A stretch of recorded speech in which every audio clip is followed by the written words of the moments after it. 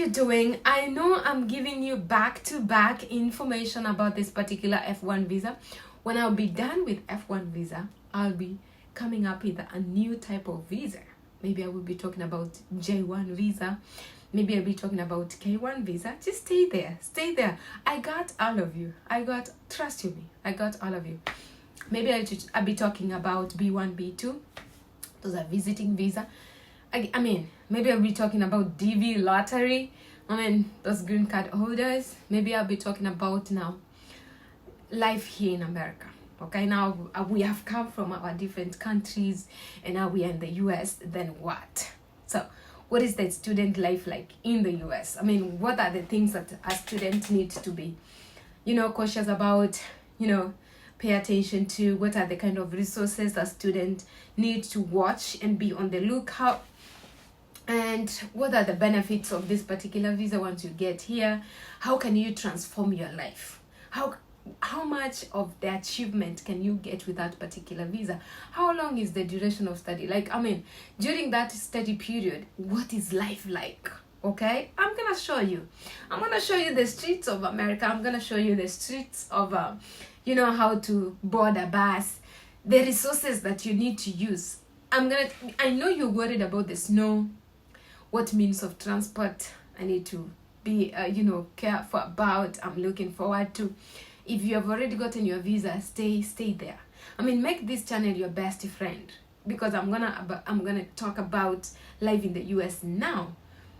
The means of transport, the kind of accommodation, what can you do during your free time, places you can visit, like the Statue of Liberty, the billboards in New York City. And I'm gonna give you a lot of information, so stay here. Don't be bored and start saying, oh, she's just talking about student visas only. No, I'm going to talk more about life in general. I'm a marriage counselor, but not legally approved. But I can talk about it. I can advise one or two things. We need to normalize to walk away out of toxic relationships and out of toxic partners. I can also talk about that. So don't feel like you are left out and you're not covered and taken good care of. Your content is about to come when the right time is, and the right time is maybe gonna be next week. I'm gonna give this information back to back until I'm done with student information part, and then I will get into life in general and start talking about what are the things that you really need to pay attention to when it comes to relationships. As an F1 student, are you supposed to love somebody when you are in the US?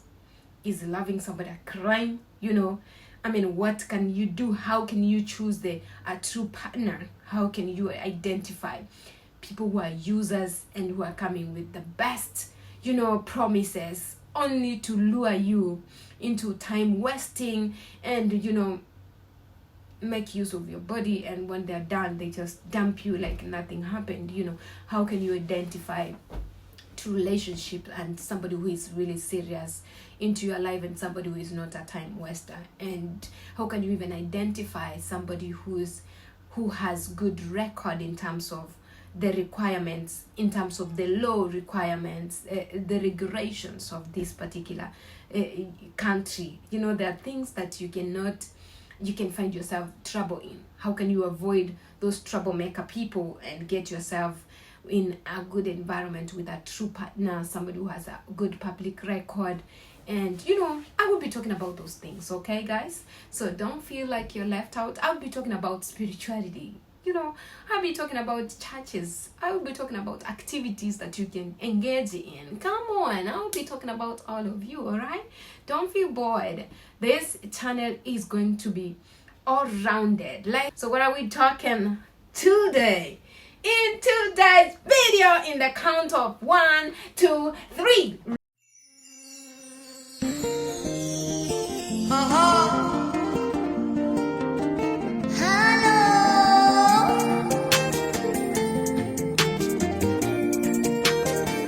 Beauty with brains, guys. If you did not know, it's not like I'm boasting or I'm trying to bully you with my achievements or I'm trying to be proud, and in a bad way. But I'm so proud of myself. I'm so proud of the far that I've come. I am a cybersecurity expert. I just did my master's program in 2 years. I graduated from Rowan University, and I'm so happy that I have achieved that much within this period of my time, within this age set, within this time zone, within this season of my life. I am so happy, and I'm so humbled.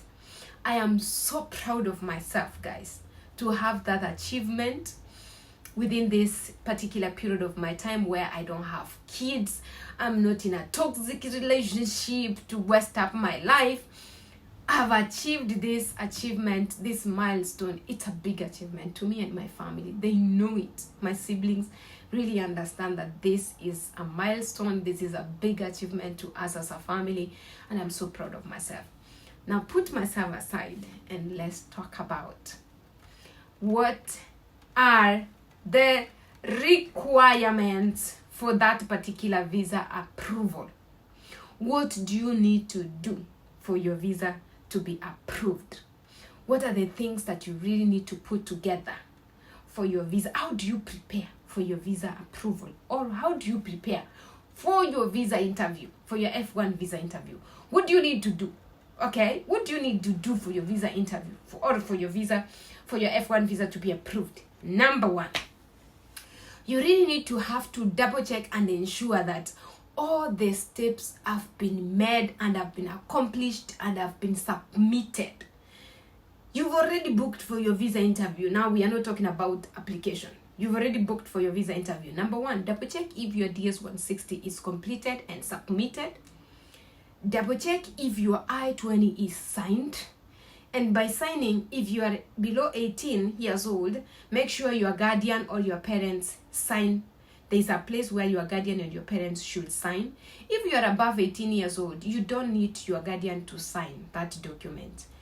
It's for 18 years and below. Please read those instructions. They are on that I-20. If you're above 18 years old, you only need to sign, you yourself. And a place where you're supposed to sign is written student, and your name is written below it. Above it, there's a line. Now put your signature there. In front of it, they have written date. On top of it, there's a line. Put the date that you have signed your I-20.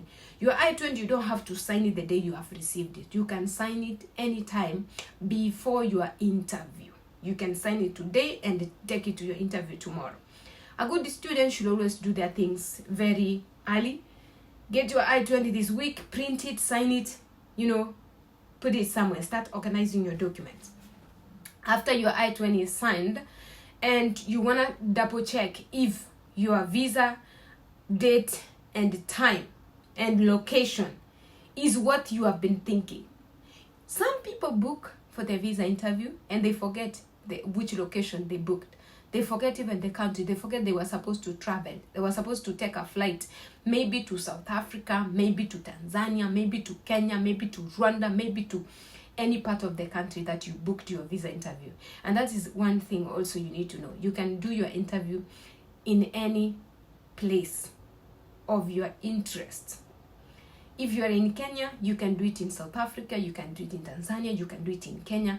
Do not limit your wings to fly and see that Kenyan is not giving you available dates, or the available dates are far away, and then you stay there and sit down and wait for a date to be available, only to realize that your classes have started and you did not secure a favorable date. I mean, you can go to your website and look for countries that I can be able to do my interview. Look at it in terms of the flexibility, in terms of transportation, how you get to that country, what are the easiest means to get there. I mean, book to a country that is so close to your country. But if there are no available dates, again, you can also book a faraway country, as long as you do that interview, as long as you deliver during your interview, So after you have confirmed that all this is in line and now you are ready for that interview, you need to prepare thoroughly. You need now to start working on the questions. what are the possible questions that I can be asked during this visa interview? And this is now the time you as a student, you need to pay attention. You need to work extremely. You need to do research and make sure that in your research, you are very articulative. You really maintain an eye contact. You're able to speak boldly and loud enough for the visa officer to hear you. Excuse me. Let me drink some water.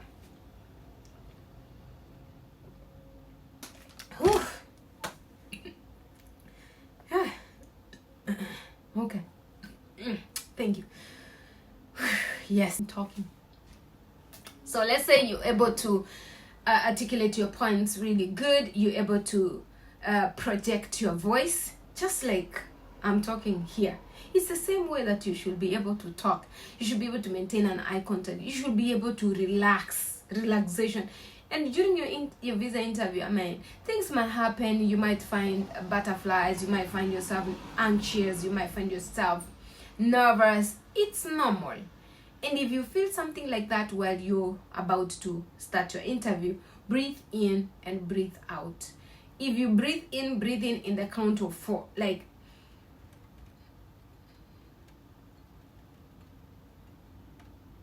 then hold it in the count of 4 again. Release it in the count of 4.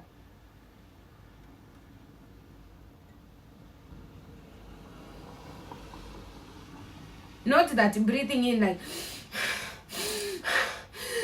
no. Smoothly. If you're not able to do that, then you're super anxious. If you breathe in and out, you breathe in and out during your visa interview, maybe you're about to be interviewed. If you do that, trust you me, it's gonna help you take away your nervousness, to take away your anxiousness. It will bring back a composed person, give you your composure, to give you back your articulation. It will give you back, ability to avoid stammering. I mean, some people stammer naturally, but it will reduce the rate at which you're stammering, okay? So breathing and out, it will help you. Practice during your preparation. Practice on how to breathe in and out. That is the time you need to practice. Search for people who are talking about visa interviews. Watch those videos. Listen to experts.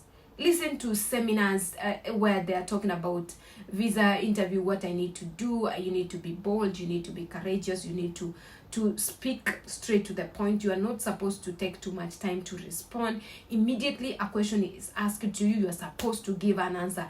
Yani, what is happening there, the visa officer is not only looking at how you are able to answer that question, but how fast can you respond when something is subjected to you? When they need a response, how fast can you pick up a response? I'm not trying to say you run your mouth like crazy, but are you able to hold a conversation that somebody can understand you, that you can able to articulate points, respond concisely? Are you able to give short, brief, and concise answers? That's what they are looking to.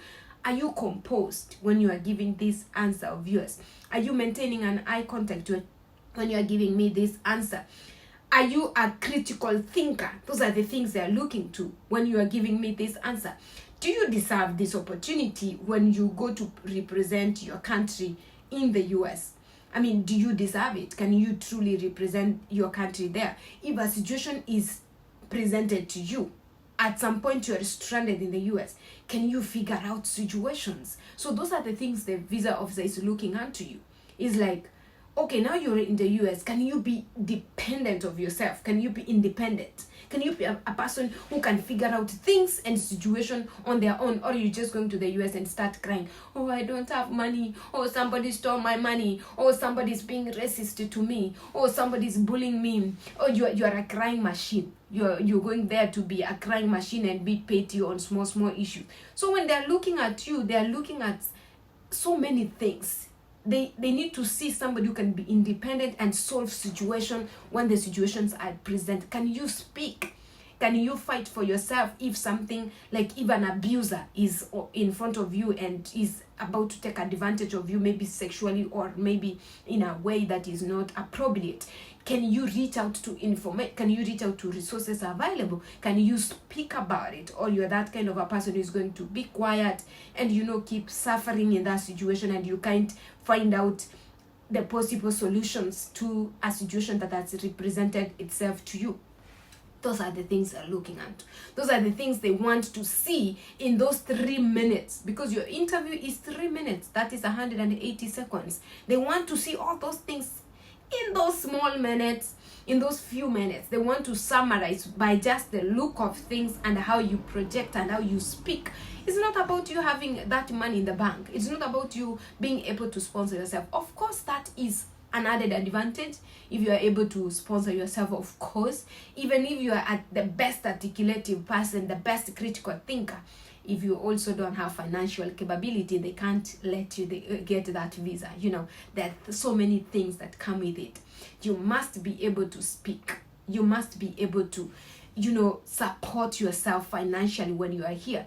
Whoever that you presented as your sponsor, you must be able to explain, why is this person being your sponsor? Why is this particular individual sponsoring you? What are the benefits that this individual who is sponsoring you is going to gain at the end of the day? You know, what can you give in return? Or what? They are looking at so many things that you really need to prepare on. Your ties back at home. What are those things that connect you? If you have a family, you're married, you know, you have your family and you want to come back home to, you know, be with them and, you know, bond with your family. There's so many things they're looking at. How can you deliver in terms of those questions presented to you? So you must be well prepared during this time. You can't just say, oh, now I have all the documents, I've done the process, I've booked for my visa interview, now I'm ready for the interview. It's not a walk in the park. No, it doesn't come like that. When your mother or the sponsor is busy putting the money together to get you that financial support, you yourself, you need to work on answering those questions, delivering. Tell a story like no other day. There's no other interview you're gonna do. That is the last time you're going to have a 3 minute sit down with somebody, stand up, with somebody to deliver. If you get that approval, it is done. There's no single day that you will meet the visa officer again, unless in future you wanna go back again to seek for another visa, maybe to further your studies again. Then you're gonna meet a different visa officer, or you might meet the same visa officer. But just say like you're never going to say it again. Tell that story like you're not going to tell anybody that story again. Articulate those points. Deliver. Maintain your eye contact. Look straight to the eye. That's the only 3 minutes. I mean, is 3 minutes too much to ask for you to maintain an eye contact? Don't go there and speaking flirtatiously, thinking that they are after your beauty or anything. No, you don't have to be beautiful to qualify. You don't have to be handsome to get that visa approval.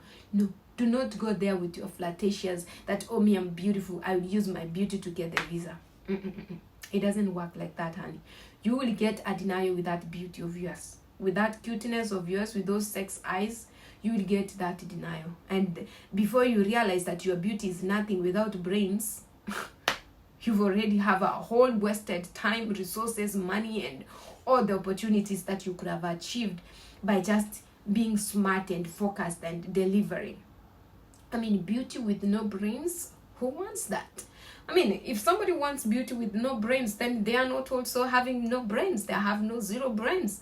I mean, there are some rich guys in the world who just want to have a beautiful woman in the house to be a housewife, and they just want to have a decoration in the house to just come look at it and they feel satisfied. Okay, if you are lucky to get that somebody, I mean, who am I? Who am I to say no?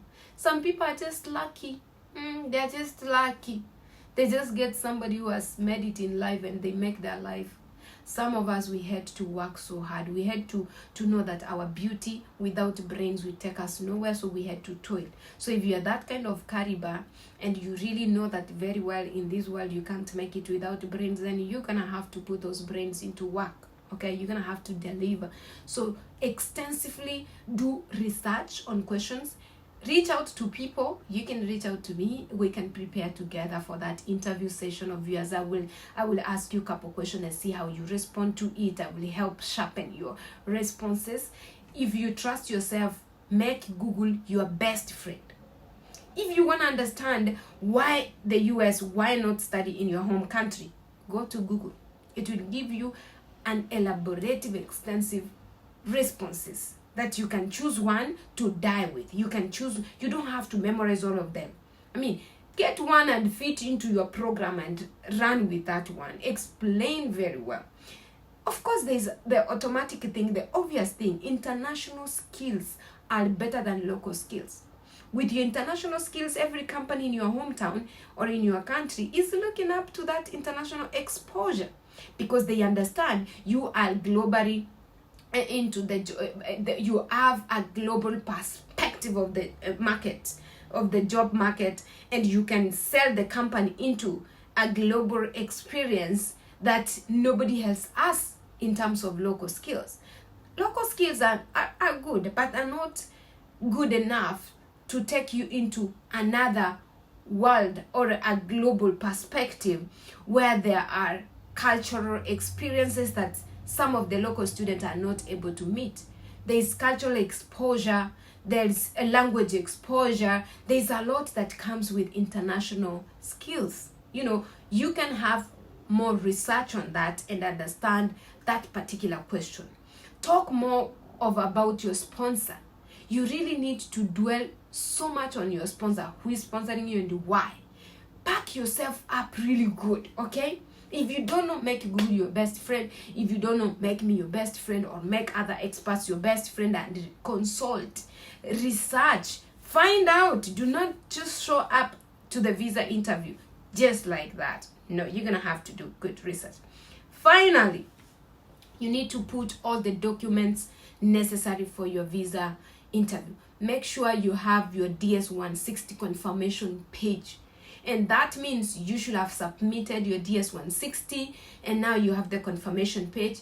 Email it to yourself, email to another, a friend or a family member so that you can have as many copies as you can. You can also email the whole package to yourself so that in future, if you need to re-edit, you have all that information. You must make sure that your I-20 is signed. You have that document. You must have a 2x2 passport size photo. Look at the requirements for that particular passport so that you don't just take a picture or show up at the embassy to take a picture. There are some embassies, they have places where you can take that picture instant and they produce it to you. They give it to you because they need a hard copy. I mean, it's good to always have it a week before your interview. Take that picture. If you have other old passports and you have the new passport, get all your passports together. Show up with them in the interview room. Another one, get your confirmation and instruction non-immigrant visa page. You really need, after you booked for your visa interview, you got an instruction page. You need to read that instruction page. It has your date, location, and the time of your visa interview. Carry that one. Because before you get to the interview, at the gate, depends with your consulate, embassy, that you're going to get interviewed.